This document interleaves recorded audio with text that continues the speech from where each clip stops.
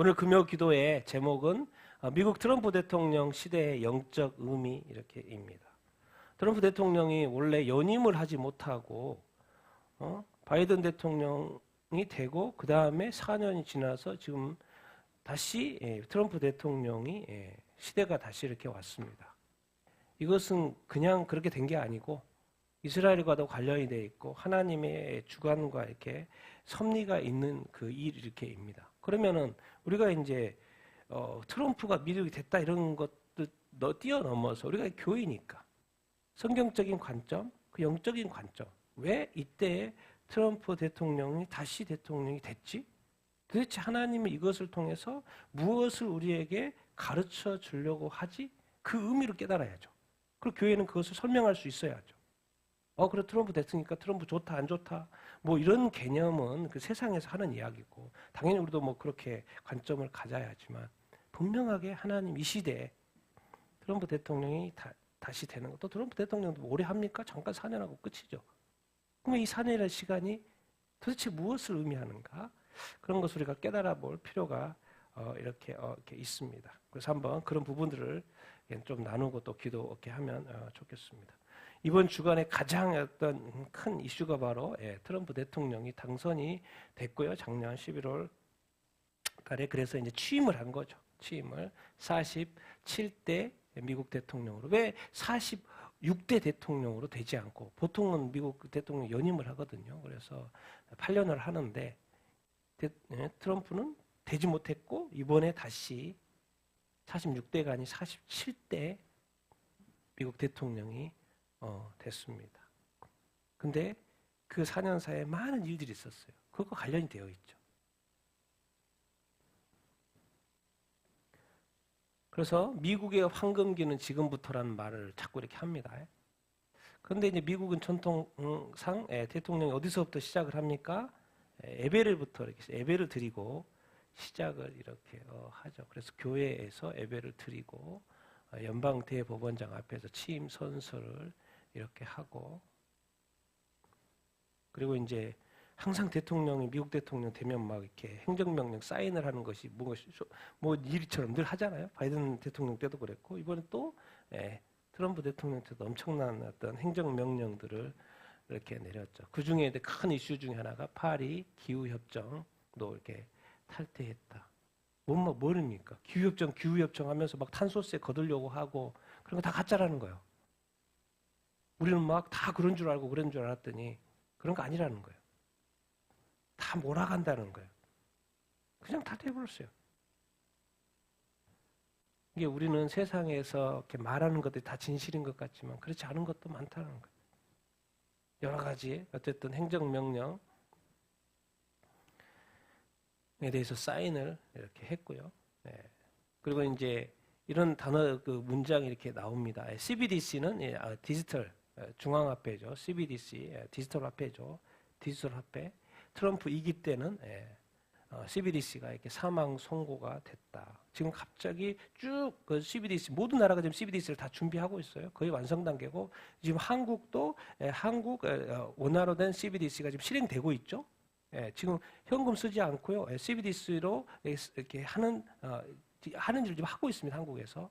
다른 나라도 마찬가지고 이미 실제로 CBDC로 거래하는 나라들도 있고 그런데 이제 트럼프 대통령은 돼가지고 미국에서는 아직 아니다. CBDC가 뭐겠어요? 미국은 달러. 근데 뭐 달러 지금 중국이나 뭐 러시아나 다 쓰고 있죠. CBDC를. 근데 미국은 아니다. 그러면 도대체 왜 그렇지? 이쪽입니다. 이쪽. 디지털 자산. 근데 CBDC는 안 하는데 이게 뭔가 위험이 있기 때문에 안 하는데 대신에 트럼프 대통령이 이제 추구하는 것은 뭐냐면 디지털 자산에 대한 관련된 행정명령을 이렇게 내렸습니다. 그러다 보니까 이쪽이 확 올라가는 거예요. 주가가. 어디 쪽이요?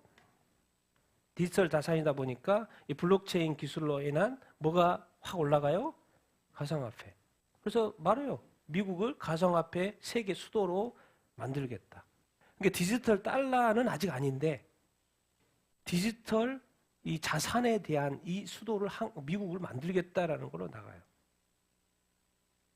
트럼프 대통령은 이제 그렇게 될 것이고 그리고 추진 방향이 있게 그러니까 그런데 전 세계는 그 사이에 디지털 화폐를 다 완벽하게 준비할 것이고, 근데 이제 러시아나 어떤 중국이나 이런 쪽에 더 치고 나갈 겁니다. 그럼 나중에 시간 지나면 자동으로 미국도 디지털 화폐 CBDC를 할 수밖에 없는 상황이 될 거예요. 왜 다들 그렇게 거래를 하니까. 그렇게 근데 잠시 지금 이제 가상화폐 쪽 그리고 암호화폐 또 블록체인 기술로 한 디지털 자산 그리고 CBDC는 미국은 이제 나중에 한다. 이제 그런 이야기이고요. 이게 디지털 사회로 간다. 그것을 이제 우리가 인지하면서 늘 살아야 한다는 것을 기억하고 우리 기록문학 연구에서 번역을 잘 했더라고요. 취임사 때 했던 이런 이야기들을 몇 개월 전에 저희 펜실베니아에서 암살 시도로 죽을 뻔했다는 거죠. 그래서 죽었어야 했죠. 죽으면 여기 설 일이 없고 그럼 미국은 그대로 지금 어떤 추세로 갔겠죠. 근데 살았어요. 여기 총 맞았죠. 오른쪽 귀에 총알이 스쳐가가지고 그 몇 초 사이에 몇 초도 아니죠. 0. 몇몇 초 사이에 고개를 돌리는 바람에 살았던 거죠. 근데 이제 인식을 어떻게 하냐, 자기가. 이 트럼프 대통령이 어떻게 인식을 하냐. 도대체 내가 왜 살았지? 그때 죽고 그냥 끝났어도 되는데 왜 살았지? 이런 고민을 했던 것 같아요. 저의 생명을 구원해 주신 데는 뭐가 있을 거라고? 이유가 있을 거라는 생각을 한다는 거예요. 자기도 고민을 했다는 거예요. 뭐 가족들도 의논했을 것이고. 뭐 케네디처럼 죽고 그냥 끝나면 될 수도 있는데 살았단 말이에요. 죽을 것 같았는데 살았다는 거죠.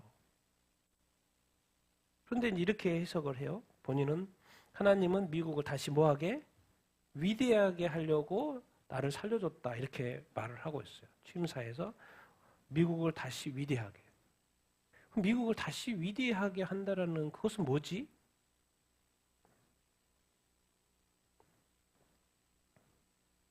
그런 이야기합니다. 우리는 무엇을 잊지 않겠다? 우리나라, 미국.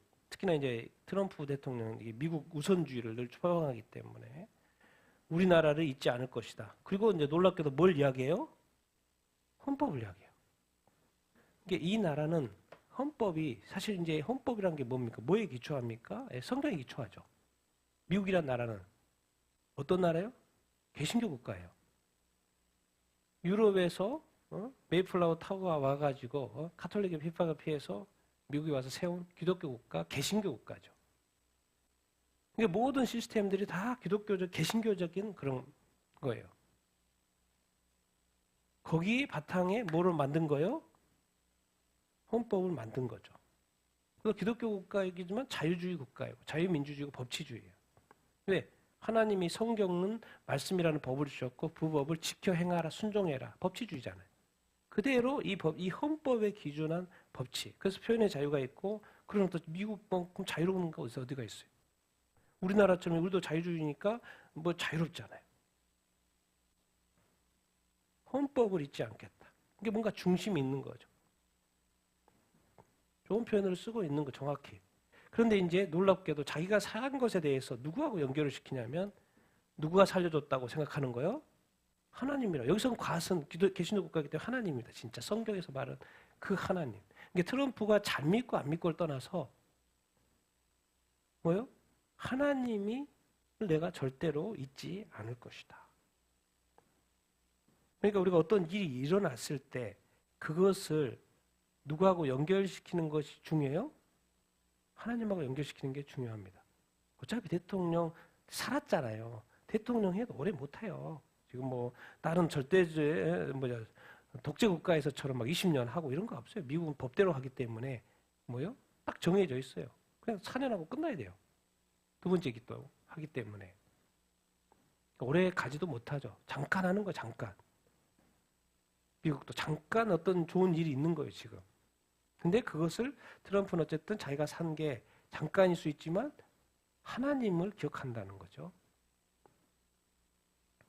그리고 정의롭고 공정한 경쟁이 있는 뭘 써요? 헌법이니까 당연히 법치. 우리는 뭘 지킨다? 법과 질서를 지킨다. 왜? 그동안 미국에서 법과 질서가 깨졌기 때문에 다시 헌법에 기준하여서 법과 질서 있는 나라로 만들겠다. 그런 이야기를 하고 이렇게 있는 거죠. 근데 이제 놀라운 표현 중에 하나 그래요. 우리는 어떤 인종이 아니라 실력을 기반으로 하여서 운영하는 국가를 만들겠다. 그게 열심히 일을 하는 거야. 열심히 일해서 잘하면은 뭐요? 승진할 수 있고 더 돈을 많이 벌 수 있는 그런 어떤 객관적인 나라로 만든다는 거죠. 실력을 인정받고 실력대로 돈을 벌고 실력대로 실적에 기반한 국가.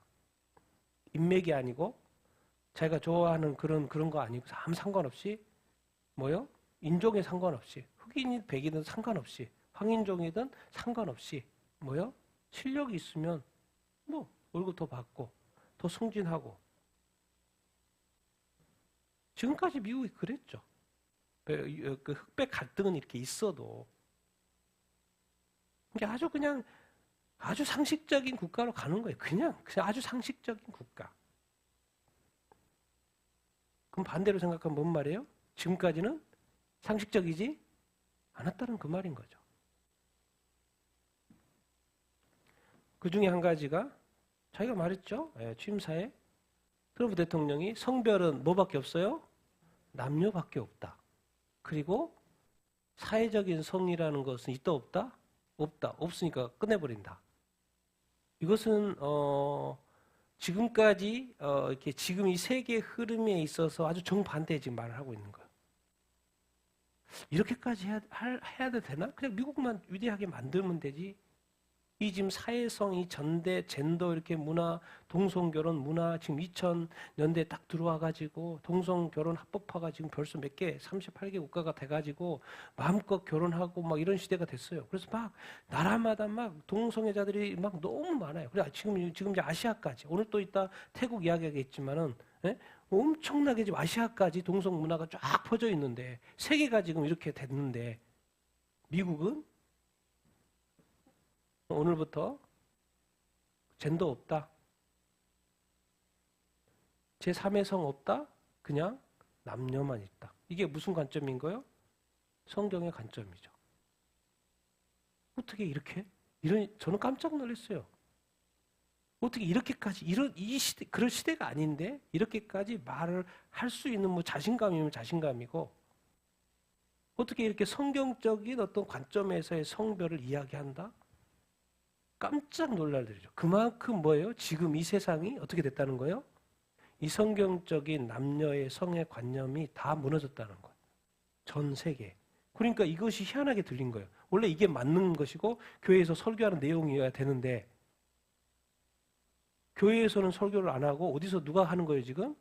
대통령이 하는 거예요.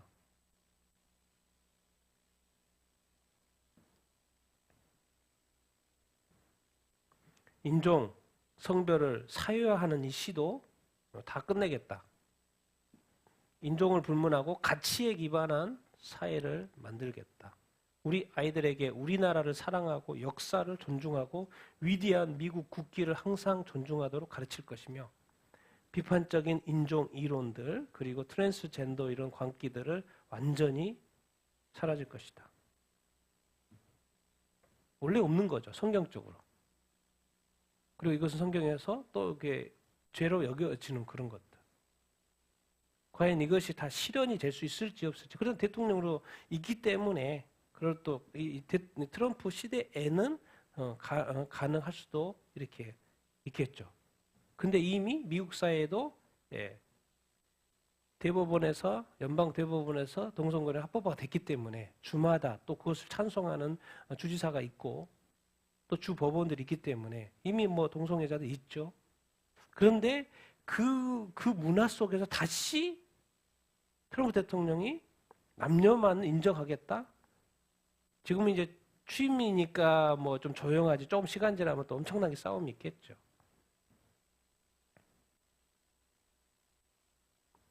그런데 놀라운 것은 미국은 대통령이 이렇게 처음에 세인트 존스 뭐죠 이렇게 거기에서 예배를 드렸고 이제 두 번째 오늘 여기서 이제 예배 드리는 거예요. 워싱턴 국립 대성당에서 보통 이제 국가 기도, the prayer house, the house of prayer라고 기도의 집이라고 해서 또 그 국가에 중요한 일이 있을 때 기도하고 하는 이곳이래요. 워싱턴 국립대성당. 국립이라고 해서 국립에서 나라에 지은 건 아니고 이렇게 성공의 건물인데 그 나라에 중요한 일이 왔을 때 대통령 가서 기도하니까 그냥 내션이라는 단어가 붙어 있는 거라고 설명을 하더라고요. 그래서 워싱턴에 있는 국립대성당에서. 근데 대통령들이 앉아 있고 뭐 부통령도 앉아 있고 장관들이 앉아 있죠. 그런데 이 성공에 주교가 이제 설교를 하는데 이렇게 설교를 하는 거예요. 대통령은 지금 남녀만 있다 이렇게 선언을 했잖아요. 그 다음날 예배 드리는데 이 대성당에서 기도하러 모였는데 설교자가 주교예요. 주교. 성공의 주교입니다. 설교자가 이렇게 말해요. 트럼프 대통령으로 비난하는 것인지 LGBTQ, LGBT 또 불법 이민자들에게 자비를 베풀어 달라. 그게 지금 접근 자체가 틀리죠. 트럼프 대통령은 뭔가 이렇게 불법 이민자들에서 불법이니까 뭘 이렇게 문제를 해결하는 그런 관점. 그런데 이분은 뭐예요? 이미 뭐 성공회는 성소수자를 인정하는 문화이기 때문에 주교가 말하는 거예요. 대통령 당신이 남녀만 인정하고 그럼 성소수자나 젠더는 차별할 겁니까? 이런 이야기예요. 그런 사람도 받아주고 불법 이민자들 얼마나 이렇게 불쌍합니까? 그들도 받아주고 이런 식으로 이제 주교가 말하는 거 거꾸로 됐죠. 주교는 젠더가 없습니다. 제3의 성은 없어요. 사회적인 성이라는 건 없어요. 태어날 때 남녀로 태어나잖아요. 하나님이 남녀로 만들었잖아요. 대통령 잘하셨습니다. 이렇게 말해야 되는데 주교가 대통령이 오히려 더 뭐라 그래요? LGBTQ나 불법 이민자들에 대해서 자비를 베풀어. 자비를 안 베푼다는 이야기가 아니죠. 그러니까 지금 이 말 자체가 영적이지 않는다는 거예요. 누가 인권을 누가 소중하게 여기지 않는다는 게 아니잖아요. 대통령은 남녀만 인정하고 교회의 주교는 뭐예요? 다른 말하고. 세상이 이렇게 뒤집어졌다니까요. 세상이 이렇게 뒤집어졌어요. 그러니까 하나님이 지금 뭐 어떻게 하고 있는 거예요? 죽을 사람 살려가지고 성경적으로 이렇게 선포하게 만드는 거예요. 이 세상엔 남녀밖에 없다. 여러분, 이 트럼프의 기간은 오래지 않아요. 뭘 지금 제가 왜 처음에 트럼프 대통령의 영적 의미라고 왜 말한지 아십니까? 전 세계 교회 보고 니들이 지금 다 대세 타고 있지? 성경으로 빨리 돌아와. 그 말이 뭔 말이에요? 주님 다시 올 때 다 됐다니까요? 다시 돌아와. 그걸 가르치려고 하시는 거예요, 지금. 누굴 통해서? 죽을 대통령을 살려가지고. 지금 트럼프 대통령처럼 앞으로 할 사람이 몇 명이나 되겠습니까? 그런데 주교가 세상의 문화를 타서 저렇게 또 대통령을 미혹하죠. 교회가. WA가 뭐예요? 기독교 단체예요, 기독교 단체. 근데 기독교 단체에 뭐예요? 사무엘창 부총무는 친이슬람적이고 친중적이고. 기독교 단체라니까요. 그러니까 자꾸 문제가 되는 거예요. 문제가 되는 거예요. 원래 하나님이 세우신 그 목적대로만 가면 되는데 WCC도 그렇고 WEA도 그렇고 그대로만 하면 되는데 그 원래 그것대로 안 한다니까요. 교회가 교회다워야 되는데 성도가 성도다워야 되는데 말씀을 말씀대로 지켜 행해야 되는데 말씀대로 안 지키고 자기 믿음대로 사는 것이 문제라니까요. 아니면 무총무를 하지를 말든지 기독교 단체로서 만들어야지, 답게 만들어야지. 여러분, 기독교 박해의 주 원인이 뭡니까? 지금 매년마다 발표하는 오픈 더 월스에서 말하는 게 기독교 박해 국가 순위 그때 발표할 때 전 부총재가 말하는 거예요. 기독교 박해의 주 원인은 뭐다? 이슬람이다. 당연하죠. 그리고 뭐요? 민족주의 또 공산주의. 여러분 공산주의를 찬성하시면 안 됩니다. 찬성하시면 무슨 생각이에요? 당신은 공산주의자라서 나를 핍박해도 됩니다. 교회를 무너뜨려도 됩니다. 중국처럼 북한처럼 교회를 없애도 됩니다. 그걸 인정합니다라는 말하고 똑같아요. 그래서 제가 친북, 친중 이런 거 싫어하는 거죠. 공산주의 하면 제가 치가 떨어져. 왜? 한 영혼을 더 지옥 가게 만들 확률이 높으니까. 왜 자유주의 국가에서 마음껏 예수를 믿지? 왜 교회를 파괴하는 나라를 일부러 만들려고 하려고? 기독교가 박해가지고 이슬람 때문에 이슬람 이제 극단주의죠. 사실 이슬람 사람도 만나보면 착해요. 개인적으로 제가 오랫동안 이주민 사역해봤잖아요. 사람 자체가 나쁜 게 아니에요. 그 이슬람 이런 사고가 자체가 그것 때문에 사람들이 그러는 것이지. 그 어떤 종교 지도자들이 그런 것이지. 공산주의.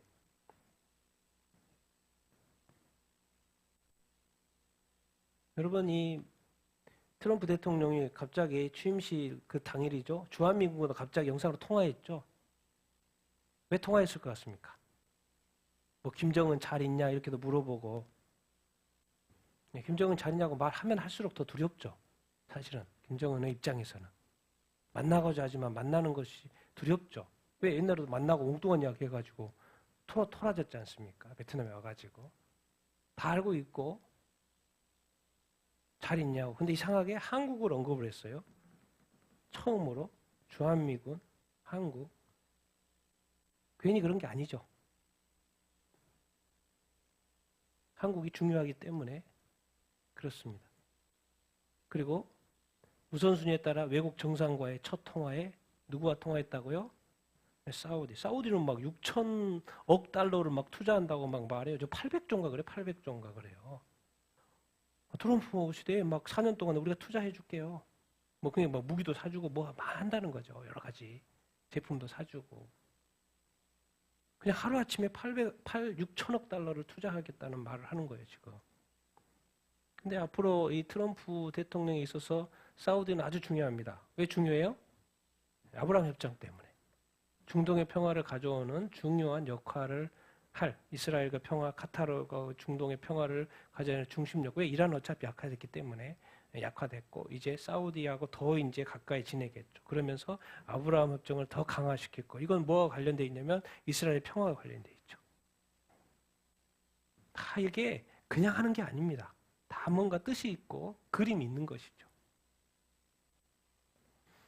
여러분 지금 이제 최근에 이번 주에 뭐가 있었습니까? 월드 이코노미 포럼이죠. WEF 회의가 있었죠. 자, 트럼프 대통령이 그러면 자기가 뭐 이렇게 간다. 뭐 남녀 이렇게 막 뭔가 좀 바른 길을 지금까지 대세의 길을 가지 않고 다른 길을 간다.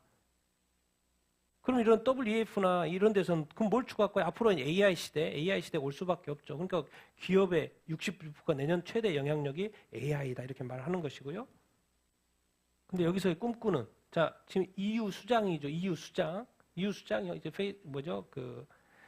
X 옛날에 트위터에 올라왔어요.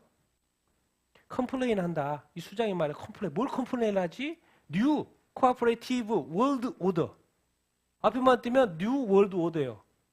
근데 그게 뭐예요? has not turned into reality. 왜 실제가 되지 않느냐?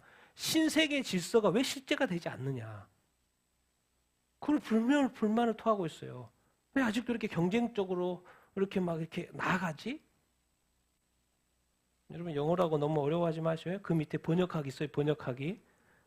눌렀더니 이렇게 설명해요. EU 수장이 새로운 협력적 세계 질서, 새로운 세계 질서, 뉴 월드 오더가 현실화되지 않는 것에 불평하는 거예요. 뭔 말입니까? 이 WEF나 이런 데서는 세계는 계속해서 흐름이 뭐예요? 세계를 하나로 만드는 것에 관심이 있는 거예요. 그리고 지금 세계의 뉴 월드 오더로 계속해서 가고 있는 거예요. 근데 자꾸 누가 나오는 거예요, 이렇게? 트럼프가 나오는 거 싫은 거죠. 근데 이제 흐름을 알아야 된다는 거예요. 세계는 이미 그런 쪽으로 가고 있다. 근데 잠시 트럼프가 나와 이유는 뭐야? 우리한테 메시지를 던지는 거예요. 하나님 우리한테 메시지를 던지는 거예요. 트럼프가 좋다 나쁘다가 아니라 성경으로 돌아오라는 거예요. 하나님께로 돌아오는 거예요. 잠깐 시간을 주는 거예요.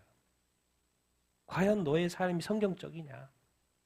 과연 너의 나라의 교회는 너의 교회는 너의 삶은 진짜 성경적이냐? 아니면 세상의 대세를 따르냐? 이것 좋고 저것 좋고 사람 좋고 인권 다 좋고 이런 식이냐? 질문하는 거예요, 지금 하나님. 그리고 마지막 기회를 주시고 있는 것이죠. 앞으로 이런 대통령이 나오겠습니까? 앞으로 이 흐름입니다. 흐름, VOA, 미국의 어떤 의견을 대변하는데 힘을 통한 평화를 가져가겠다. 바이든 때 힘이 없어가지고 여기서 전쟁, 여기서 전쟁, 여기서 전쟁하고 막 돈은 어마어마하게 퍼져도 전쟁은 안 끝나고 그런 거 이제 안 한다는 거예요. 미국의 힘을 통한 평화를 가져오겠다. 근데 이 앞으로 김정은, 북한, 푸틴, 또 러시아, 시진핑이 중국이 이제 대가를 치를 것이다라고 지금 말하고 있는 것이죠. 엄청난 전쟁이 될 겁니다. 앞으로 전쟁이라는 게 실질적인 전쟁이 아니고 공화당 의원도 펠런 두 번째 대통령 임기 중국, 러시아, 이란, 북한에는 좋지 않을 것이다. 대놓고 이야기합니다. 공화당 하원 조 윌슨 전쟁의 시대는 끝났다는 거예요. 그러니까 계속해서 지금 푸틴한테 압박하죠. 전쟁 끝내라. 전쟁 끝내라. 전쟁 끝납니다. 조금만 있으면 끝나요. 끝나. 전쟁 끝내라. 전쟁 끝내라. 왜 그래요? 심플합니다. 그냥 전쟁. 좀 경제적으로 힘들죠. 경제적인 조금 압박만 하면 끝낼 수밖에 없는 상황으로 가죠. 그런 수단을 쓰겠죠. 나중에. 힘을 통한 평화전쟁의 시대, 침략, 이제 전쟁 끝. 억압 멈추지 않으면 그 대가를 치를 것이다. 그리고 이제 서방이 그래서 강해야 한다. 그래서 억제력이 있다. 나약하면 전체주의, 독재주의가 된다. 지금 방향입니다. 지금 유엔도 군축회의 북한의 핵 미사일 개발을 중단을 촉구하죠. 북한에 대해서는 가만히 안 놔두죠. 계속해서 북한에 대해서는 가만히 안 놔둡니다.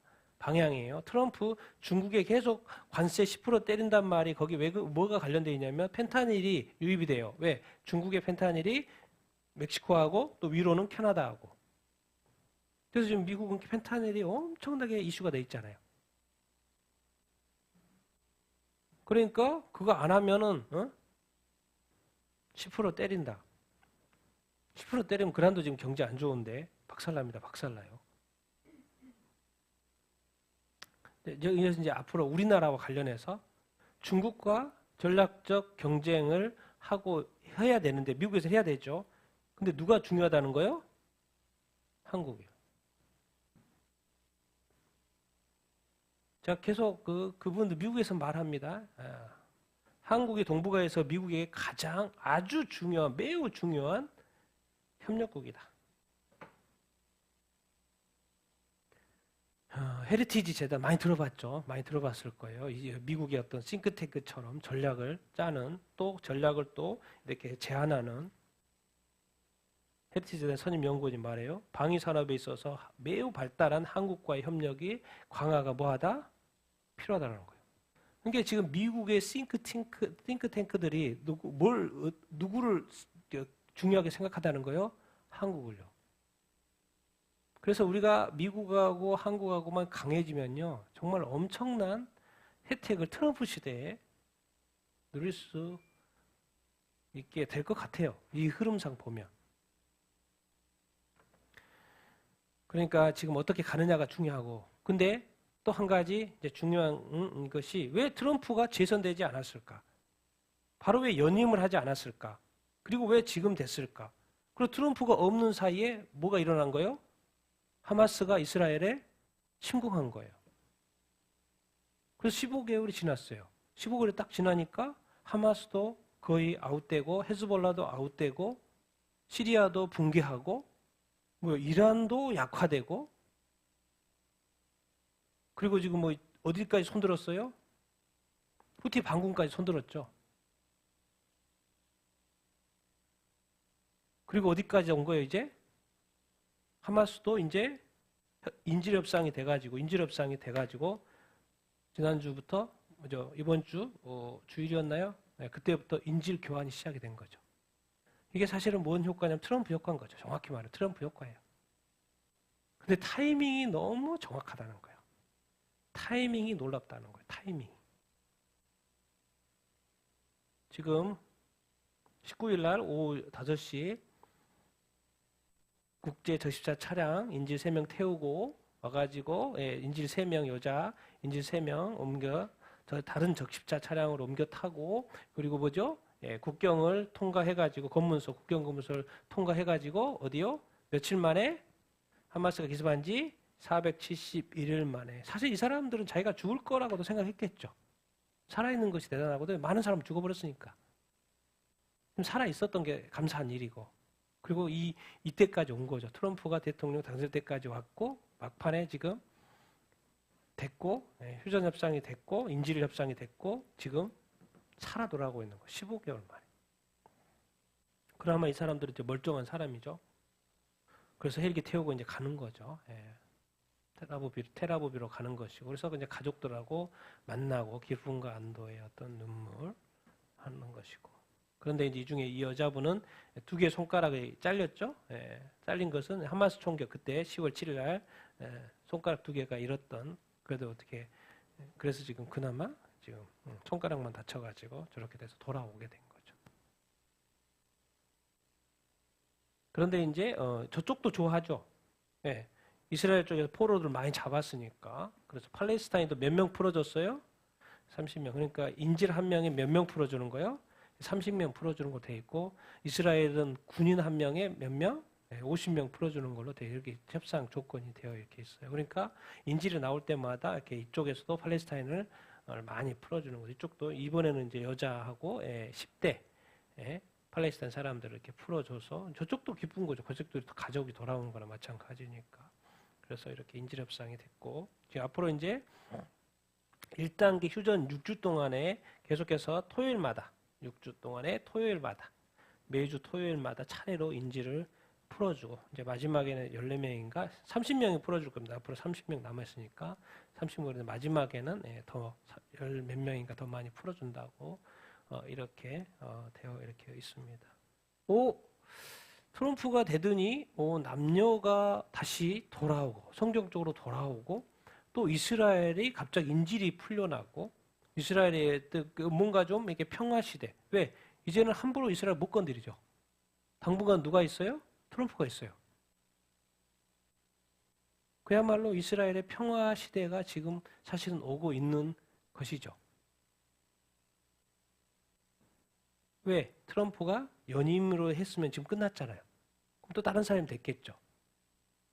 그런데 이상하게 트럼프가 연임 안 된 사이에 전쟁이 일어났고 그 이스라엘을 대적하는 이 악의 축이라는 데가 다 약화됐고 트럼프가 다시 돼서 잠깐 평화죠. 잠깐 평화 사실. 오래 가지는 않을 걸 수도 있죠. 그래서 이스라엘의 평화 시대가 지금 오는 건가? 언뜻 우리가 생각을 해볼 수 이렇게 있습니다. 이게 바로 하나님의 타이밍이 아닌가 그런 생각이 들고 그러면 하나님은 도대체 이런 것들을 통해서 무엇을 말씀을 하시는가? 그러니까 그 대체 신학이라든가 뭐 이런 거 다 가짜라는 거예요. 그럼 믿으시면 안 되고 빨리빨리 쓰레기 같은 이론들은 빨리빨리 버리면 돼. 고민할 필요도 없어요. 아닌 거는 그냥 쓰레기통에 쳐놓으면 됩니다. 그런 건 없어요. 대체 신학, 이스라엘을 대체하는 교회가 이스라엘이다. 그런 거 아니죠. 이스라엘이 여전히 살아서 전쟁을 하고 있고 나라가 있고 이스라엘이 이제 어쨌든 평화 시대가 오고 있는 이 상황. 어떻게 보면 왜냐하면 지금 왜 자꾸 이스라엘을 이야기를 많이 합니까? 네, 성경에 이스라엘 중심으로 이야기가 돼 있기 때문에 그렇습니다. 이스라엘에 관련해서 예수님이 초림한데도 이스라엘이고 뭐죠? 예수님이 재림할 것도 이스라엘과 관련되어 있고 요한계시록 내용에도 이스라엘 유대인과 관련이 되어 있고 이스라엘과 관련이 되어 있고 그러니까 이 시대의 이스라엘과 이 트럼프의 관계가 아주 되게 의미 있는 그런 것이고 이제 그거는 이제 이스라엘 오면 이스라엘 좋겠다죠. 평화 시대가 오면 좋겠다. 뭐 많은 사람이 죽었지만은 뭐 좋겠다지만 그런 건 도대체 교회에게 이방인의 교회에게 어떤 메시지를 하나님이 지금 주기를 원하시는가? 우리가 이제 그런 고민을 해봐야 되고 그 메시지를 우리가 캐치를 해야죠. 하나님 우리에게 주시는 메시지는 뭔가?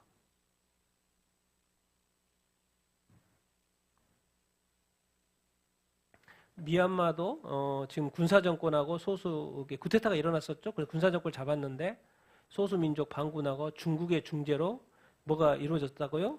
네, 휴전이 이루어졌다고 지금 뉴스가 나오고 있습니다. 네, 얼마나 이제 휴전이 오래될지는 모르겠지만은 어쨌든 지금 잠시 멈춘 것 같아요. 그래서 미얀마에도 이제 휴전이 왔다. 휴전 협정이 맺어졌다. 그런 이야기. 그리고 북한군이 우크라이나에 파병된 북한군이 얼마 전까지만 해도 300명 사상 죽었다라고 돼 있는데 요즘 뉴스는 몇 명 죽은 걸로 나와요? 어제자로 BBC에서 1000명 죽은 걸로 그렇게 나옵니다. 북한이 김정은 이 공산당이 얼마나 이 사망자를 감출 수 있을지 모르겠지만 사상자가 많이 나면 날수록 북한이 떠들썩하겠죠.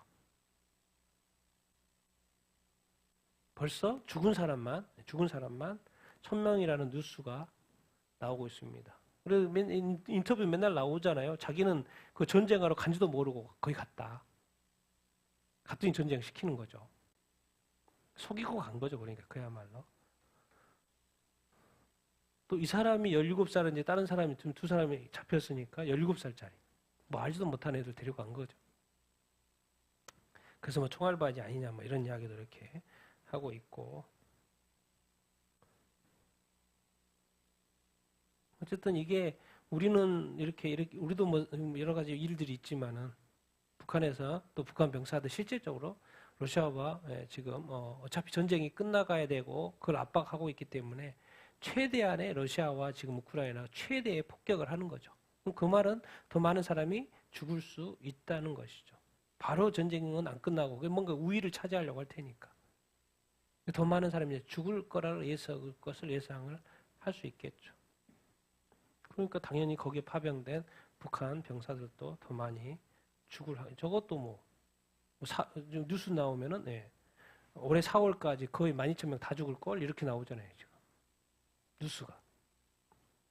그만큼 이제 전쟁이 좀 되면 더 될수록 죽는다 그 말인 거죠. 불쌍한 거죠 그러니까. 근데 진짜 중요한 뉴스가 왜 지금 트럼프가 대통령이 돼서 남녀로 이제 인정한다 이 뉴스인데 거기에 정반대되는 뉴스가 같이 가고 있습니다. 그게 어디예요? 태국입니다. 태국이 어제부터 법적으로 태국 동성 커플이 합법화가 됐어요. 법적으로 이제 난리가 난 거예요, 진짜. 어제 태국에서 이날만을 기다렸다. 23일입니다. 23일. 태기 23일. 동남아시아 국가 중에서 최초고 아시아에서는 몇 번째? 세 번째 국가 동성 간 결혼을 합법화가 이제 법적으로 됐어요. 이제 물릴 수 없죠.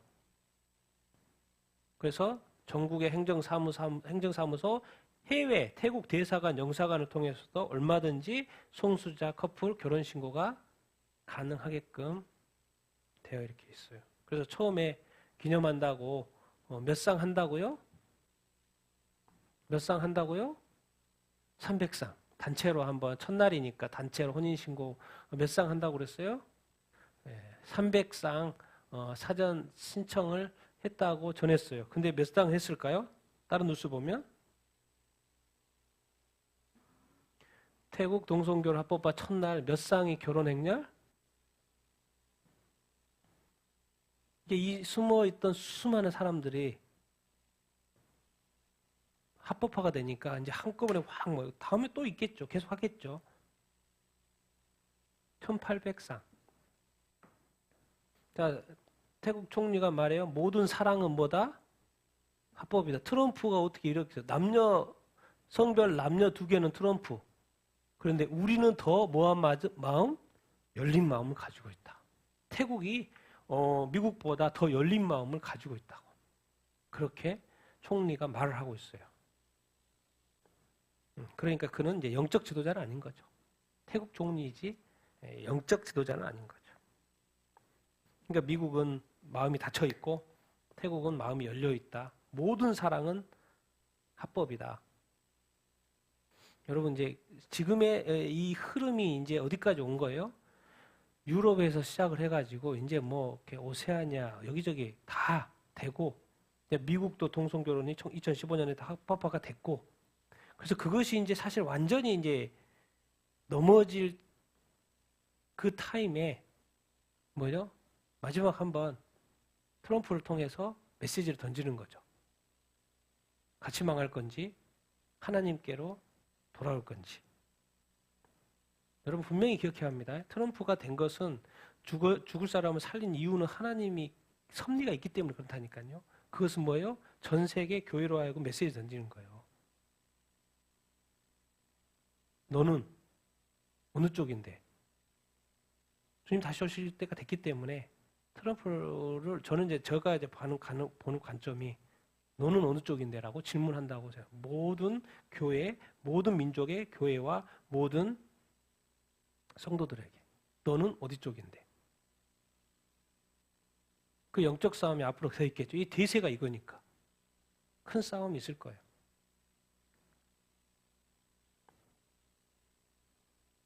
여러분이 한국이 또 한국, 저는 거짓말을 정말 싫어하기 때문에 박근혜 대통령 탄핵될 때 최순실, 최서원, 독일서 막 수조 원 돈 세탁했다. 안미석 징역 1년 나왔어요. 이런 날이 올 줄 몰랐겠죠. 당시 국회의원이었죠. 나는 사람을 싫어하는 게 아닙니다. 거짓말을 싫어하는 거지.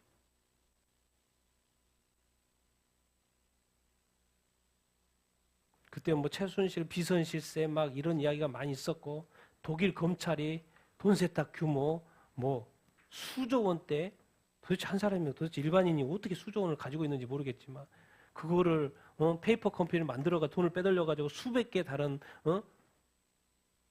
회사를 가지고 있고 거기로 돈을 빼돌렸고 독일 검찰로 또 뭐 했다? 확인을 했다. 없는 것을 어떻게 확인해요? 그때 막 뱉은 거죠. 그럼 그게 뉴스 나오고 그런 시대 아닙니까 그때? 최순실이 록히드 마틴 측에 어떻게 무기 계약을 몰아줬다? 국가 대 하는 걸 어떻게 저 개인이? 다 거짓말이죠. 그런 일은 없었고 다 의혹이었고 만들어낸 이야기. 스위스 비밀 계좌에 이야기 많이 들었죠. 스위스 비밀 계좌에 돈이 있다고. 기업의 돈이 최 씨와 연관돼 있다고. 다 거짓말이었어. 그러니까 너무하지 않냐. 한 국회의원으로서. 그러니까 검찰이 몇 년 때린 거예요? 1년 때린 거예요. 구형은. 자기는 다 알았겠죠. 자기 자신을 속인 거죠. 그때 흐름을 탔고. 말이라도 안 했으면 죄라도 없지. 근데 그게 그냥 어떤 성경적인 죄를 뛰어넘어서 뭐죠? 법적으로 그건 다 거짓말이었으니까 검찰이 때린 거예요. 여러분 절대로 거짓말하면 안 됩니다. 성경에는 거짓말하면 지옥 간다고 돼 있어요. 기독교인도 거짓말하면 안 됩니다. 거짓말하면 그건 회개할 죄 이렇게 이죠. 절대로 여러분 이 세상은 사람 편 들면 안 돼요. 그리고 우리도 뭐 당들이 있잖아요. 정치하는 당을 막 함부로 말하면 안 돼요. 누가 더 성경적이냐? 누가 더 하나님의 말씀의 기준에서 나아가냐? 그런 걸 보여줘야지. 그 사람이 구원해 줄 건 없어요. 자기네들의 정치는 당연히 자기네들이 정권을 잡고 자기네들이 돈 벌고 뭐 지금 뭐 국회의원인데 뭐 1억 6천 연봉이나 되는데 최고잖아요. 최고. 특활비가 얼만데. 이 세상에서 가장 화려한 직업이 국회의원이에요. 뭐예요? 일단 범죄 지어도 면책특권이 있어요. 그런 거 어디가 있어요? 일반 사람들 잡히면 다 감옥 가는데 죄를 지어도 면책특권이 있어요. 최고의 직업입니다. 한국에서 국회의원이. 월급도 많고. 그런데 뭐 그때는 1억 6천이 아니었더라고. 저렇게 거짓말을 해대는 국회의원. 본의 안 되는 거짓말이에요. 그러니까 감옥이나 가라 그 말인 거죠. 본의 안 되니까. 우리 요즘에 전환길 강사, 대한민국 혼란, 누가 초래했다? 선관위가 초래했다. 이것이 이슈돼가지고 저도 뭐 전환길이라는 분을 몰랐죠. 하도 뜨길래 저도 이제 뭐지 도대체 하고 가서 봤죠. 그러니까 뭐 여러 가지 이야기했더라고. 선관위가 초래했다. 저는 부정선거를 주장하는 사람이기 때문에 부정선거도 거짓이라고 생각을 하고 이 모든 대한민국의 이 모든 것의 근원이 뭘까 생각하면 저는 부정선거예요. 부정선거를 통해서 국회의원이 당선이 되니까 잘못된 법들이 많이 만들어지고 이런 일들이 있는 거예요. 만약에 정상적으로만 됐으면 이런 일이 없죠. 이 모든 해프닝은 결국은 부정선거이기 때문에 저도 그것을 늘 생각하고 있고 늘 연구했고 찾았고 보려고 했죠. 그래서 그 답은 제가 개인적으로 이 모든 것의 근원은 부정선거다. 그런 생각을 개인적으로 가지고 있습니다. 이분들 여러 가지 이야기 중에서 또 선거, 부정선거도 선관위로부터 나오는 거니까 이야기를 했다가 또 민주당에서 유튜브에 고발하고 이제 하는 말이 아니 나는 선관위 이야기를 했는데 왜 또 민주당이 또 고발을 해? 뭐 그런 이야기잖아. 뭐 민주당 뭐 선관위하고 관련이 있어? 관련 있으면 안 되죠. 선관위하고 당하고 관련돼 있으면 안 되죠. 그리고 이제 또 윤 대통령이 쪽에서 요청이 와가지고 김진홍 목사님한테 성경을 요청해가지고 사인해가지고 김진홍 목사님이 이렇게 성경을 넣어줬다. 여러분 이 세상에요. 윤 대통령이 대통령을 해도 이제 2년 반밖에 안 남았어요. 근데 예수님 안 믿으면 지옥 가요. 그러니까 기도하는 거죠. 아, 또 찬스가 왔네. 예수 믿을 찬스가 왔네. 대통령도 대통령 뭐 잘 다스려야 되겠지만은 이 영혼의 구원의 차원에서 아, 이번 기회에 하나님이 또 기회를 주시네. 구원받을 수 있는 기회. 저 성경 보다가 예수 믿었으면 좋겠다. 그리고 뭐 조금 있다가 금방 내려오잖아요. 대통령 끝나니까. 그래서 예수 믿다가 천국 가면 좋겠다. 그런 생각을 하게 됩니다. 근데 인생에 이런 찬스 왜 사실 요즘에 성경을 요구할 수밖에 없는 게 요즘에 뭐 가톨릭이 뭐 대통령을 위해서 모여서 뭐 해요. 불교가 모여서 해요. 오직 개신교가 모여서 막 대통령을 도우려고 하고 기도하자 막 이렇게 하고 있어요. 이 나라를 위해서 기도하자 하고 있어요. 그럼 궁금할 거 아니에요. 대통령 입장에서는. 왜 저렇게 개신교를 믿는 사람들은 나라를 위해서 걱정하고 자유민주주의를 저렇게 걱정하고 또 나를 위해서도 이렇게 기도해 준다고 그러지? 제가 봐도 상식적으로 또 궁금했을 것 같아. 어쨌든 원로이신 김진호 목사님한테 그쪽에서 요청을 했고 사인에 성경을 보여서 마음 그러면 예수 믿고 구원 받기를 바라죠. 구원 받아야죠. 왜? 우리가 예수 믿는 유지해야지 구원 받는 건데 이렇게 대통령에게도 대통령이기 때문에 이슈가 되는 것이 한 개인으로서 하나님이 앞에 나중에 심판돼서 한 개인으로서지 뭐 대통령으로서니까 대통령도 되면 안 되죠. 왜? 대통령이 책임 있기 때문에 그 책임은 너 다 했냐고 물어보실 텐데 어쨌든 대통령이고 근데 어쨌든 안 믿었다가 지금 성경을 놓으라고 그랬으니까 성경을 개인적으로 예수 믿게 되고 구원받기를 원하는 그런 기도를 하는 거죠. 한 개인으로서. 자, 이제 나중에 여러분이 자주 듣게 될 세계 부정선거의 센터, 이제 AWEB이라는 단어를 많이 듣게 될 것이에요. 앞으로 아마 듣게 되지 않을까 싶어요. 한국의 이슈가 이겁니다. 저는 부정선거가 어디서 나오지 늘 관심이 있었고, 근데 요즘에 이제 나온 선거가 이제 수원 선관위, 연수원에 AWEB 센터가 있었다. AWEB에서 뭐지? 여기 이제 요즘 사진 많이 뜨는 사진이죠. 그 당시에 국회 비상계엄이 났을 때 어디 갔다는 거예요? 국회 갔죠. 280명. 또 어디 갔어요? 선관위에 갔죠. 근데 또 어디를 갔죠? 한 군데 더 갔어요. 어디를 갔어요? 수원 선관위를 갔어요. 근데 수원 선관위 건물들은 이쪽인데 수원 선관위 쪽에 간 한국하고 미국 쪽에서 간 데가 어디였다고요? 요즘 밝혀지고 있는 게 이 A 건물이라는 거예요. 근데 그 등기부 등록상 여러분 보셨을 텐데 외국인 공동주택으로 돼 있어요. 근데 아무 그 어떤 안내판도 없어, 명판도 없어요. 앞에 딱 가야지 돼, 뭐 그런 것처럼 돼 있고. 요즘 이게 이슈죠. 그래서 여기가 뭐였다?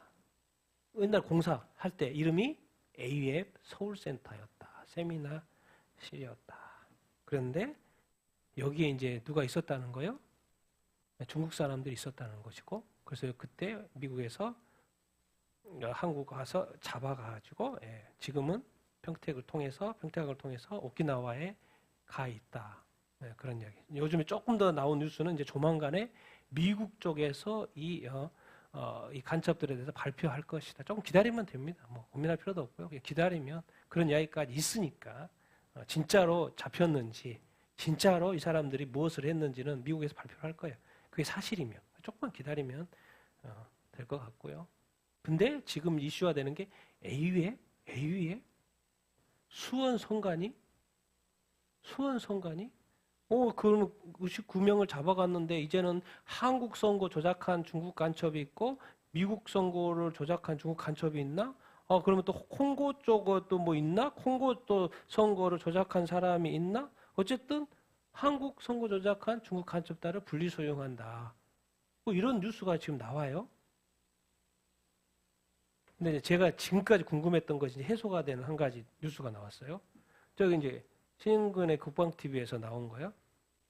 부정선거 분명히 투표지를 인쇄를 했으면 어디 투표지를 인쇄한 장소가 있어야 될 거 아니에요. 그 장소가 나왔어요. 투표지 인쇄 장소가.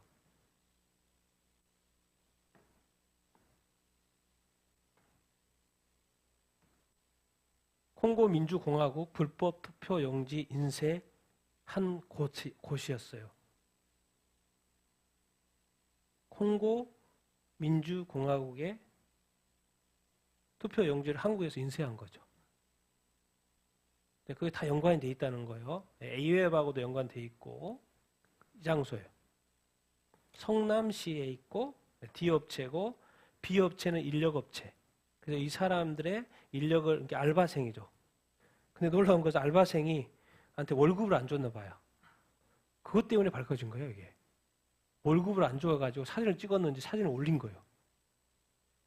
그것 때문에 장소가 발칵이 된 거예요. 업체가 발칵이 된 거고. 지금 뭐 하고 있는 거예요? 콩고 투표용지 찍고 있는 거예요, 콩고. 알바생이 그 업체, D업체 다 나왔습니다, 지금. 거기서는 다 이름도 알고 있고 다 한다고 그러더라고. 근데 지금 이제 아직은 발표를 안 한다고. 해당 업체, D업체, 골판지 상자 제조업으로 등록이 되어 있고 한국 전자기 투표를 수출했다. 콩고에 이런 단어를 많이 들어봤을 거예요. 미루 시스템즈라는 회사 이렇게 들어봤습니까? 저는 들어봤죠. 나오더라고요. 근데 2018년도에 콩고에다가 수출을 이렇게 했다라고 뉴스가 나온 거죠. 그런데 2013년도에 투표기가 다시 한국에 와 있는지 한국에서 뭐가 되고 있어요? 인쇄가 되고 있어요. 근데 거기에 알바를 투입된 사람이 있는 거예요. 그래서 자기가 찍은 거예요, 그거를. 그러니까 콩고에 부정선거에 한국이 개입이 되어 있다 그 말인 거예요. 딴 게 아니라. 근데 거기에 표시가 돼 있죠. 이거 뭐 보드잖아요. 보드에. 국회의원 선거, 대통령 선거, 국회의원 선거, 주의회 선거, 지방자치장 선거. CENI라고 설명해요. 콩고 민주공화국 선거관리위원회. 해당 업체 3, 4층에 작업장이 있고. 여기서 인쇄를 해요.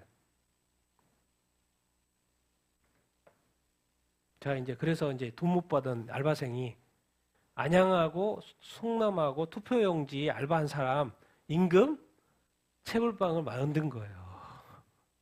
이게 성남에서만 있는 줄 알았더니 성남에서 또 돈을 안 줬는데 또 어디서 알바생을 모집해요? 안양도 있는 거예요. 두 군데가 있는 거죠. 이게 그래서 밝혀진 거예요, 지금. 안양에도 있구나. B업체 아웃소싱 받아서 불법 투표지 작업장에 인력을 공부해 사람을. 그래서 내용이 있어요. 자기가 올린 거죠. 그 사람이 올린 거. 이 사람이 사진 올린 거고. 성남 투표용지 관련 알바. 회사 이름 나왔어요. 회사 이름 이제 나왔고 뭐요? 성남에서 콩고 민주공화국 대선 투표용지 알바한 사람입니다. 1일날 16일날 급여 지급하기로 했는데 임금 체불 했다는 거예요. 80명이 넘게 일했는데 현재 일부 받은 사람 있습니까? 물어보는 거고. 여기 회사에 전화해봤더니 남자 직원이 전화를 받고 미지급 어떻게 합니까? 했더니 이제 이사든 대표든 전화도 안 받고 그런다는 거예요. 그래서 돈 가지고 장난치는 업체에 가지 마십시오라고 올린 거예요. 그러면서 사진도 올리고 그래가지고 이게 발각이 된 거예요.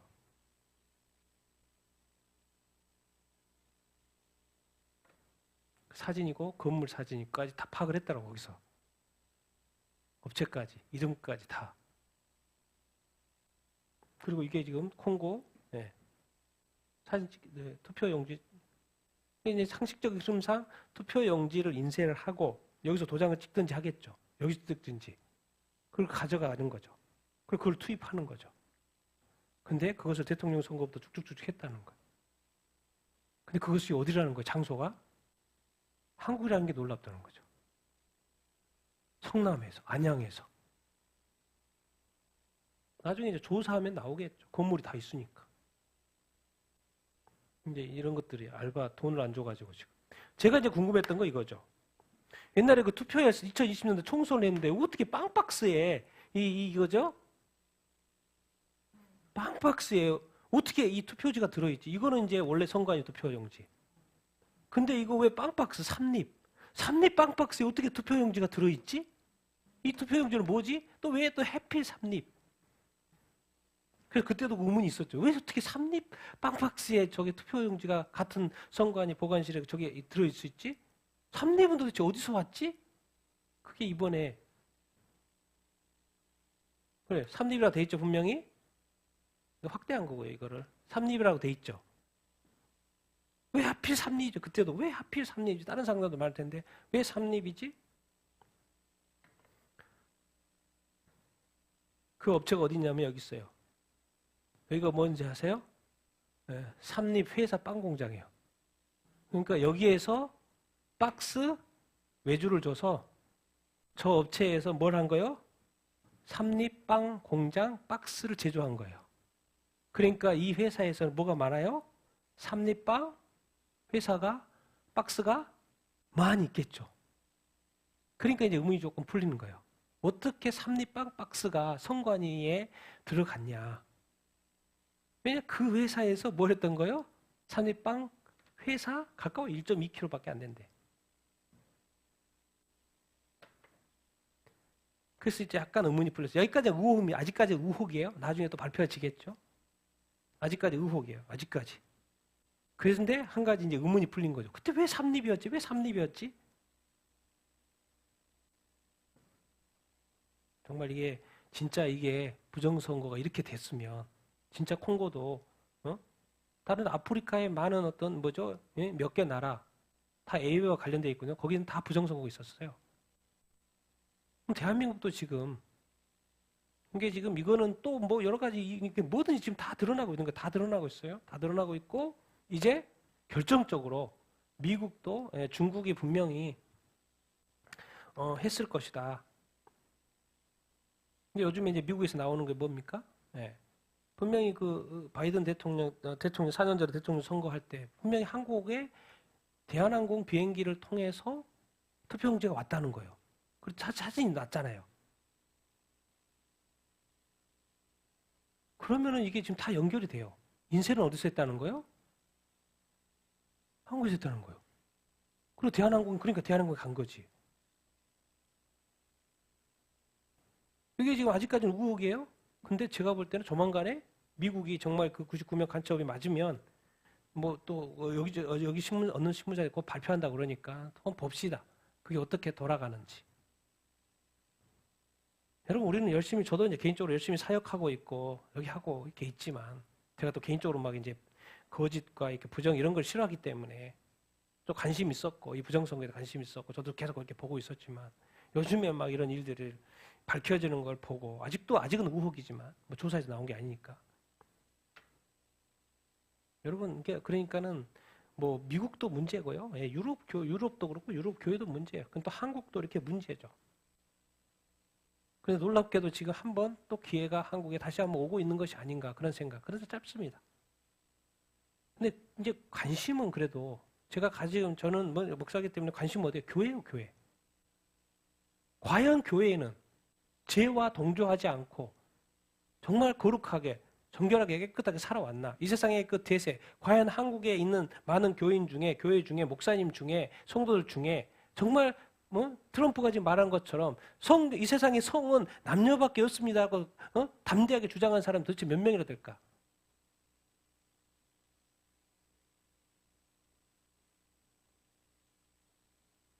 여러분 그래서 주님이 다시 한번 기회를 짧지만 기회를 주시고 계신 것 같아. 왜? 약간 바로 세우셔서 우리한테 선택권을 다시 한번 물어보시는 것 같아. 우리나라도 이렇게 막 부정에 의해서 이런 일들이 있었고 성계 있었고 그렇다면 이거 바로 잡아야죠. 만약에 대통령이 진짜 비상계엄을 저 이유 때문에 했으면 밝혀줘야죠. 여러분, 맨날 통계가 이렇습니다. 마음 찢어지죠. 25년도에 기독교 인구가 몇 명 준다고요? 265만 명. 그만 뭔 말이 말은. 교회에 나왔다가 앞으로 수많은 사람들이 교회를 지금도 떠났지만 떠난다는 통계예요. 그럼 떠나고 어디가 지옥 가는 거지. 천국에 왔다가 다시 지옥 가는 거 자기가 걸어서. 얼마나 슬픈 뉴스입니까? 그런데 우리는 그냥 너무 쉽게 부흥을 위해서 기도하고 뭐가 교회가 한국 교회가 다시 깨어나 잘 될 것처럼 희망 고문을 하고 있는 거죠. 근데 통계면 내면 될수록 교회는 계속해서 믿는 교인들은 떠날 거라고 통계가 나오고 있어요. 그럼 도대체 어떻게 해야지? 어떻게 해야지? 다시 한번 한국이 새롭게 되고 뭐 열방의 교회도 마찬가지고 한국 교회가 어떻게 새롭게 될 수 있지? 그런 기도를 해야 되고 그 답을 찾아가야죠. 왜? 이렇게 가면 그냥 수많은 사람들이 교회 믿었다가 안 믿는 사람은 안 믿다가 지옥 가는 건 뭐 그러다 치더라도 믿는 사람들이 믿었다가 지옥 가는 사람들이 교회를 떠나가지고 믿음을 버리고 주님이 실체를 보여주죠. 어떻게? 우리 부산에 있는 집사님 전에 뭐였어요? 무당이었어요. 무당. 근데 무당에 손님이 자기가 있을 때 몇 프로가 기독교인이었다고요? 자기가 있을 때 손님이 40%가 기독교예요. 사모님도 나오고 권사님도 나오고. 목사님이 안 온 게 다행이지. 목사님은 안 되지. 목사님이 아마 사모님을 보냈겠지. 뭐요?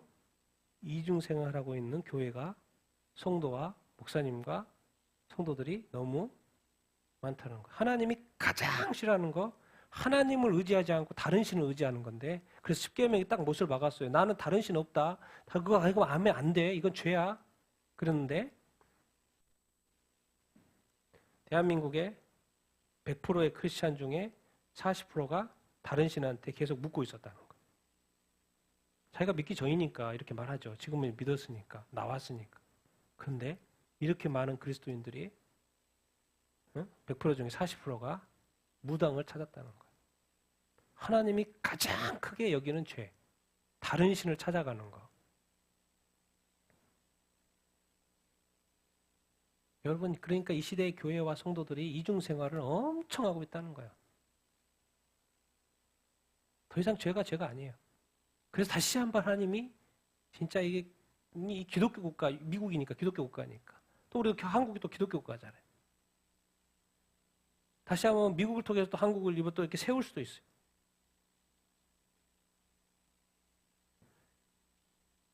이렇게 이중하는 이런 것들을 하나님이 깨우치는 것이 아닌가. 도대체 죄는 뭐지? 도대체 다시 한번 제가 새롭게 본 것이 바로 지금 우리가 통독하고 있잖아요. 레위기입니다. 레위기. 특별히 오늘은 4장. 같이 한번 읽어보겠습니다. 시작. 여호와께서 모세에게 말씀하여 이르시되 이스라엘 자손에게 말하여 이르라. 계명 중 하나라도 그릇 범하였으되 만일 기름 부름을 받은 제사장이 백성의 죄를 따라 범죄하였으면 그가 범한 죄로 말미암아 흠없는 수송아지로 속죄 제물을 삼아 드릴지니 만일 이스라엘 온 회중이 여호와의 계명 중 하나라도 부지 중에 범하여 허물이 있으나 스스로 깨닫지 못하다가 그 범한 죄를 깨달으면 회중은 수송아지를 속죄제로 드릴지니 그것을 회막 안으로 끌어다가. 특별히 4장에 앞에는 죄 뭐죠? 뭐 화목제, 소제 이런 거 들잖아요. 제사를 이야기하다가 그 다음부터는 뭐요? 이제 규례를 이야기해요. 규례. 그 부분이에요. 속죄제의 규례. 근데 여기서 이게 말씀을 계속 뭐라고 반복하냐면 여호와께서 모세에게 말해요. 이스라엘 자손에게 전달해라. 누구든지 여호와의 뭐를 하나라도 어기면 여호와의 뭐를? 계명을 얻으면. 하나님이 계명을 주는데 율법을 주는데 그 계명이라도 하나도 어기면 죄가 있다 없다? 죄가 있다. 누가 죄를 져줄 수 있다고 말하는 거예요 지금? 기름 부음을 받은 제사장. 오늘날로 말하면 목사님이 죄를 지을 수 있다 없다? 예, 하나님이 다 알고 있어요. 그러니까 미리 말해요. 분명히 죄를 지을 건데 기름 부음 받은 제사장이 목사가 전도사가 사역자가 죄를 짓지 않아야죠. 거룩해 하죠. 근데 백성들이 죄를 짓는데도 똑같이 따라서 짓는 거예요. 똑같은 죄를 짓는 거예요. 백성의 죄를 따라 번역이 잘못됐습니다. 개혁번역 제가 바꾼 거예요. 백성의 죄를 따라서 범죄하였으면 그가 범한 죄로 말미암아 흠없는 뭘 들어요? 수송아지. 뭐로 들어야 돼요? 속죄 제물. 누구한테 들어요? 여호와께. 자, 그러면 제사장만 있는 것이 아니라 누구도 있어요? 이스라엘 회중이 있겠죠. 사람들. 여호와의 계명 중 뭐 하나라도 뭐 중에? 아니 의지중이 아니고 뭐 중에? 부지 중에 제일 저지정도 죄예요? 모르고 지었는데요. 부지 중에 범하여 범하였으면 허물이 되는데 그러니까 부지 중에 했으니까 깨달아요? 못 깨달아요? 못 깨닫죠. 부지 중에 그랬으니까. 그런데 나중에 그 범한 죄를 뭐 하면 깨달으면 부지 중이니까 못 깨닫고 있는 거죠. 요즘에 많은 교회 상태 그래요. 자기가 이것이 죄인지 아닌지를 못 깨닫고 막 살고 있는 거예요. 그러니까는 회개를 안 하죠. 회개를 하라고 그래도. 그런데 깨달은 타임이 온다는 거예요. 하나님은 깨달을 기회를 주겠죠. 그때는 회중도 뭘 가지고? 수송아지로. 뭘 드려야 된다? 속죄제로 드려야 된다. 그럼 속죄제 가져와서 어떻게 해야 되는데요? 누구든지 범죄하면 여기서는 이제 제사장, 회중 뭘 가지고 흠없는 수송아지, 대속물, 죄를 가지고 와서 그 죄에다 죄를 전가해야죠. 손으로 얹고 안수해야죠. 그래서 자기 자신이 지은 죄를 뭐요? 그 소한테 전가를 하고 그 다음에 그 수송아지를 누가 잡아요? 자기가 잡아요. 자기가 잡고 그 다음 처리는 제사장이 하는 것이고 불태우고 뭐 이렇게 기름 막 이렇게 하는 거는 제사장이 하는 거고 잡는 건 누가 잡아요? 자기 자신이 잡아요. 죄인이 잡아요. 목사님이 잡고 성도들이 잡는 거예요. 그러니까 옛날에는 구약은 죄 짓기가 참 정말 이렇게 어려웠을 것 같아. 왜요? 실감나잖아요. 죄를 지었으면 속죄를 해야 되는데 속죄를 해야 되면 뭘 잡아야 됐어요? 송아지를. 그러니까 자기가 실감나잖아요. 자기가 죄인이라는 거. 죄 지었다는 거 실감나요? 안 나요? 엄청나게 실감났을 거예요. 자기가 지금 몇 번째 내가 지금 죄를 이 소를 잡고 있지? 몇 번째 지금 내가 소를 잡고 있지? 10번째? 100번째? 잡고 있지? 그러니까 자기가 죄인이라는 거 확실히 느끼죠. 확실히 느껴요. 그랬을 것 같아, 구약에는. 왜? 갔다 와마다 피곤하게 돼서 돌아오니까. 그리고 얘도 막 동물도 막 죽지 않으려고 왕 하고 있는데 자기가 잡았으니까. 꿈에서 막 나타나고. 얼마나 실감났겠어요. 나는 죄인이다. 나는 죄인이다. 그러면서 또 이렇게 이야기하셔요. 같이 읽겠습니다. 시작. 만일 통치자가 그의 하나님 여호와의 계명 중 하나라도 부지 중에 범하여 허물이 있었는데 그가 범한 죄를 누가 그에게 깨우쳐 주면 그는 흠없는 염소를 예물로 가져다가 그 수염소의 머리에 안수하고 여호와 번제물을 잡는 곳에서 잡을지니 이는 속죄죄라. 만일 일반 백성 중 한 사람이 여호와의 계명 중 하나라도 부지 중에 범하여 허물이 있었는데 그가 범한 죄를 누가 그에게 깨우쳐 주면 그는 흠없는 염소를 끌고 와서 그 범한 죄로 말미암아 그것을 예물로 삼아 그 속죄 제물의 머리에 안수하고. 똑같죠? 통치자입니다. 이제 통치자 하나님의 계명을 뭐요? 하나라도. 여기에도 언제 지었어요? 부지 중에 지었어요. 부지 중에 범하여 허물이요. 근데 부지 중에 지었으니까 본인이 깨달아요? 못 깨달아요? 못 깨달아요. 그러니까 누군가가 깨닫게 해줘야죠. 그래서 그가 범한 죄를 누가 딴 사람이 그에게 뭐 하면 깨우쳐, 이거 하나님의 말씀에 그거 죄인데요? 그렇게 깨우쳐 준다는 거예요. 그럼 그때 깨우침을 받은 사람은 그때는 뭘 가지고 가는 거예요? 흠없는, 앞에는 수송아지고, 그리고 흠없는 염소를 가져가서 자기가 똑같이 잡는 거예요. 자기가 잡고, 전가하고, 잡고. 자, 그럼 통치자만 있나? 그 통치자는 백성이 있죠. 백성 중에 한 사람이라도 여호와의 계명 중 하나라도 부지 중에 범하여 헛물이 있으면 자기가 부지 중에 있으니까 또 못 깨닫죠. 성도가 못 깨달아요. 사람들이 못 깨달아. 자기가 죄인지 못 깨달아. 근데 다른 사람이 보고 그거 죄예요, 죄. 그러면 안 돼요.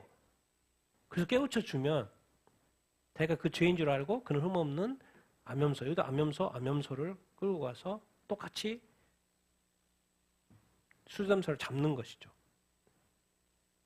그런데 구약에는 저렇게 했으니까 백성이든 통치자든 막 이게 실감 났는데 요즘에는 신약시대는 뭐예요? 누가 죽어버렸어요? 신약시대는 우리 대신에 예수님이 십자가에 못 박혀 죽어서 한 번에 대속을 해버린 거예요. 그러니까 내가 한 게 없는 거예요. 그러니까 뭐에 민감하지 않아요? 죄가 실감나지 않아요. 회개하라 그래도 회개했나 안 했나? 한 것 같기도 하고 안 한 것 같고 한 번 해야 돼? 두 번 해야 되나? 전에 죄가 또 드러났으면 또 해야 되나? 막 이렇게 살고 있는 거. 또 죄를 짓고 또 죄를 짓고 실감나지 않아. 이 죄에 대해서. 왜? 예수님이 죽어졌으니까. 자기가 죽질 않으니까. 그러니까 요즘에 교회 목사님이고 성도들이고 목 가운데 사는 거요? 죄 가운데 사는 거예요. 왜? 회개하면 되지. 죄 지으면 뭐 회개하면 되지. 목사님도 죄에 대해서 이야기 안 하고 나쁜 놈이라고 말도 안 하고 죄 지었으면 뭐라고 그래야 되는데 그러면 이게 제일 좋죠. 그냥 예수님이 안 죽고 지금처럼 동물 제사를 지내면 이게 무서워서 죄 안 질걸요. 근데 그게 아니에요. 예수님이 그냥 영원한 제사를 한 번에 딱 드려버리신 거예요. 그러니까 우리가 염소를 잡을 일이 없는 거예요. 송아지를 잡을 일이 없는 거예요. 그냥 회개하면 그냥 용서해 주신다는 거예요. 여기서 메시지가 뭡니까? 그럼 예수님 도대체 나를 죽여줬으니 나는 어떻게 하지? 나는 어떻게 하지? 나는 어떻게 하지? 그럼 내게 요구하는 건 뭐예요? 너는 그거 할 필요 없어. 너는 소 잡을 필요 없고 네 죽을 필요 없어. 내가 너를 위해서 죽었으니까. 근데 내가 나 죽을 때 너도 죽었어. 너도 죽었다고 생각해야 돼. 그러니까 너는 뭘 버리라는 거예요? 너의 생각과 너의 기준을 버려. 너의 걱정과 염려도 버려. 너 죽었잖아. 그리고 네 머릿속에, 네 삶 속에 움직여야 되는 건 뭐냐면 뭐예요? 하나님의 말씀. 너는 그 기준으로 살아. 네가 걱정하고 염려할 것도 이 말씀이고 이 말씀의 기준이지. 네 삶, 네 생각, 네 사고 아니야. 너 죽었어. 네 안에서는 온통 어떤 기준이 살아 움직여야 된다고요? 하나님의 말씀. 그게 하나님의 말씀이 뭔지 알아? 성령의 검이야. 성령님이 역사하실 거야. 그래서 끊임없이 우리가 노력해야 되는 건 뭐예요? 목사님도 그렇고 성도도 그렇고 뭘 버리는 거? 자기 죽이기. 자기 버리기. 자기 낮추기. 자기 생각과 자기 기준을 버리는 거예요. 지금 이 시대 뭐예요? 다 사탄이 뭐예요? 사탄 사원에 있는 법칙 중에 하나가 뭐예요? 자기 결정권을 갖게 하라는 거예요. 다 자기 결정권, 내가 원하는 거 내가 원하는 삶, 내가 원하는 거. 그러다 보니까 아이고 학생이 와가지고 학교에서 자기 원하는 삶을 막 선생님한테 말하다 보니까 뭐예요? 교사와 학생 간의 관계가 깨지고 가정에서 자녀들이 막 자기 원하는 삶 하다 보니까 자기 결정은 내 성은 자기가 결정한대. 부모가 결정 못한대. 어느 순간 어느 나라는 막 부모가 그렇게 하면 안 된대. 그건 불법이래. 자녀들이 하버드로 내버려 둬야 된대. 그러다 보니까 또 가정이 깨지고 이 사회가 막 이렇게 되다 보니까 사회가 다 깨지고 그러면 결국 나라가 다 깨지고 그럼 결국 하나님 보니까 남는 게 없어.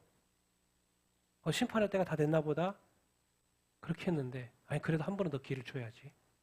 그게 바로 제가 볼 때는 영적인 의미에서 트럼프 시대입니다. 하나님께로 돌아오는 거예요. 여러분 지금 한국에 살기 때문에 이 동성애 문화라든가 이 영적 흐름, 이 소돔과 고모라가 전 세계가 되어져 가는 그것을 못 느끼지. 여러분 유럽에 살거나 호주에 살거나 다른 나라에 살아보십시오. 지금 태국에 살아보십시오. 우리는 태국에 가서 여행을 가지만 하나님 볼 때 소돔과 고모라 이제 심판을 내려야 될 그 타임이 가까운 타임. 지금은 또 처음에 1800쌍이지 이 분위기 보십시오. 이제 이웃에 누가 다 그렇게 살아요, 사람이. 그럼 내 자녀들에게도 나올 것이고 엄청난 혼란이 태국 교회에 있을 거예요. 그런데 아직은 우리가 합법화가 안 되기 때문에 이러고 있는 것이고. 뭔 말입니까? 진짜 그래서 한국에서 살고 있는 것을 여러분 복이라는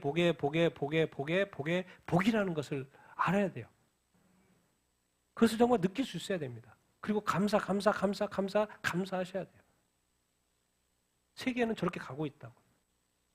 마지막 경고에 이제 이 흐름은 계속 그렇게 갈 거고 하나님의 마지막 선택의 기회를 주는 거. 너는 어느 쪽이냐?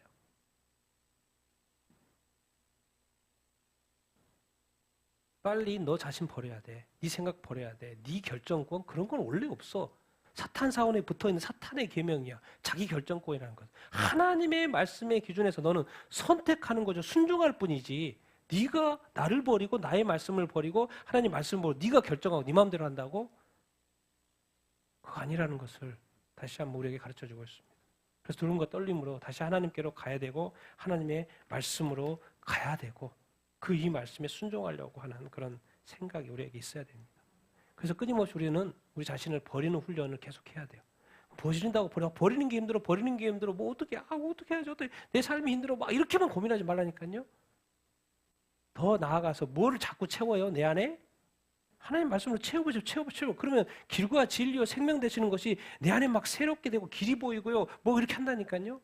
그래서 성경은 걱정하지 말고 염려하지 말라고 그러는 거예요. 네가 고민해서 할 건 아무것도 없다는 거예요. 네 안에 하나님 말씀으로 채워라. 그러면 성령이 역사하실 것이고 인도하실 것이다. 성령의 능력이 너한테 주어질 것이다. 알고 봤더니 결국에는 내가 나한테 답이 있는 게 아니고 어디에 답이 있어요? 하나님의 말씀. 그리고 그것이 기준이 돼야 된다. 그것을 이 시대에 제가 볼 때 트럼프 시대의 영적 의미. 다시 남녀송으로 어떻게 가지? 저는 깜짝 놀랐어요. 그렇게까지는 할 걸 생각 못했는데. 다시 성경 기준으로 가는 시대가 잠깐 돌아오는 것은 무슨 의미일까? 곰곰이 생각해 봐야 합니다.